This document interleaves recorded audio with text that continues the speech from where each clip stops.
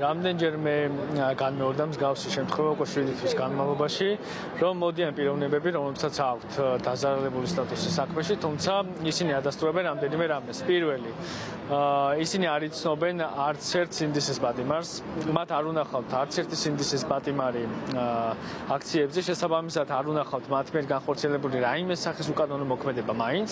ისინი ხელს ვერ ადებენ ვერც ერთ მათგანს და ისინი ვერ ამბობენ რა უკანონო მოქმედებების შედეგად მიადგათ დაზიანება.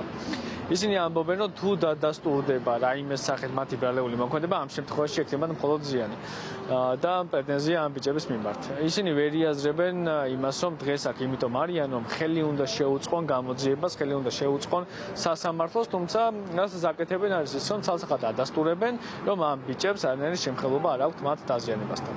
გვეკითხებით, ძირითადი კითხვა და აქცენტი არის იმასთან დაკავშირებით, არის თუ არა რომელიმე პირი ამ დარბაზში, რომლის მიმართაც გაგაჩნია პრეტენზია და აღნიშნულმა ადამიანმა განახორციელეს თუ არა ეს მოქმედება. საბოლოო ჯამში მათი პასუხი არის ის, რომ არ შეუძლიათ ამოიცნონ ეს პიროვნებები და მათ შორის დარბაზში ყოფ პირები არ არიან ეს პიროვნებები და ამით ტოვებენ. ის თუ რაღაც დაზიანება მიიღო აქციაზე, ეს ჩემს დაცვის ქვეშ ყოფთან საერთოდ რა კავშირში არის და რა მიზეზობრივი შედეგი არის, ამას თვითონ დაზარალებულები ვერ ადასტურებენ.